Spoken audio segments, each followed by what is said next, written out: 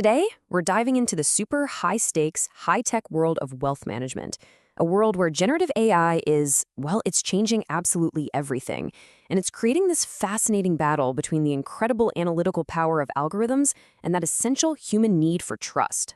So let's just start with a question that gets right to the heart of it all. I mean, this is the core dilemma that is keeping financial leaders up at night. When an algorithm is making decisions that could impact millions, maybe even billions of dollars, who's on the hook? It's a question we absolutely have to answer before we just hand over the keys. And this slide, it just perfectly illustrates the fundamental conflict here. You've got your traditional financial models on one side. They're clear, you can audit them, they follow predictable rules.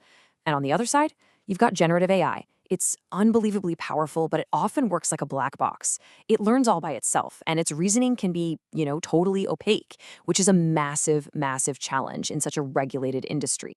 So here's the crucial point. The firms that are going to win in this new era, they won't necessarily be the ones with the fastest computers or the biggest algorithms. No way. The real winners will be the ones who built the smartest, the safest, and the most responsible rules for using all that power. At the end of the day, the ultimate competitive advantage is governance. So how do you even start to build that governance? Well, it all begins with the first big guardrail, turning that mysterious black box into a totally transparent glass box. In other words, you have to make the AI explain itself. The core concept we're talking about is something called explainable AI, or XAI, and it's a pretty simple but really profound idea. For an AI to be trusted in finance, it can't just spit out an answer, like sell this stock. It has to show its work, step by step, just like you'd expect from any human analyst. Now this is where it gets really interesting. How do they actually achieve this? One of the key methods is something called grounded reasoning. What this means is that every single recommendation the AI makes is tied directly back to a source you can actually verify. It's like a footnote in a research paper. The AI has to cite its sources, which makes sure that every piece of advice is anchored in real data, not just some random algorithmic guess. And for the human financial advisor, this gets even better. Instead of just getting a final command, the AI actually lays out its entire chain of thought. You can see the logical path it took from all the initial data to the final recommendation. This completely empowers the advisor to have a really professional, transparent conversation with their client, backed up by clear reasoning, not some conclusion from a mystery box. Okay, so the AI can explain its logic. That's a huge step. But is that logic actually fair? And that brings us to the second critical guardrail, actively fighting those hidden, invisible biases inside the algorithm. This is a huge, huge challenge. An AI is only as good as the data it's trained on. And let's be honest, historical financial data can be filled with biases, whether conscious or not, against certain groups of people. If we're not careful, an AI could accidentally learn and even amplify these past injustices. So how are firms actually fighting this? Well, two key techniques are really emerging as the antidote. First, they're doing regular fairness audits. Basically, they stress test the AI, hunting for any discriminatory patterns. And second, and this is so important, is something called diversity calibration. They're intentionally training the AI on a huge spectrum of client profiles, making sure it understands the financial logic of everyone, from a traditional family trust all the way to a young climate tech entrepreneur. This leads us to what is, maybe, the most important pillar of trust in this whole system, making sure a human being is always ultimately in control and accountable for what happens. Look, in the world of high-stakes finance, full automation is just not the goal. It's not what anyone wants. The real objective is augmented intelligence, where the AI serves as a powerful co-pilot to a human expert. So this principle of human in the loop, it isn't just a friendly suggestion, it is the absolute non-negotiable bottom line.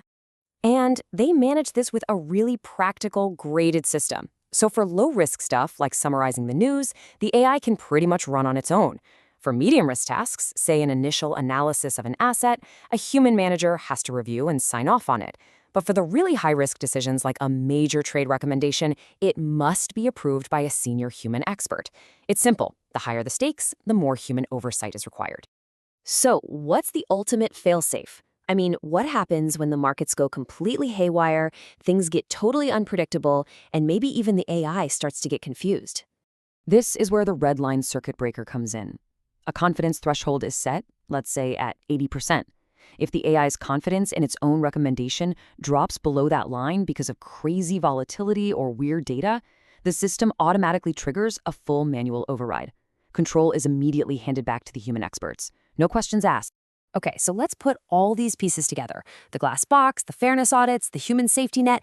Let's look at the incredible new partnership that this whole framework creates. This entire system is really about finding the perfect balance between two crucial concepts, captured here beautifully as scale and temperature.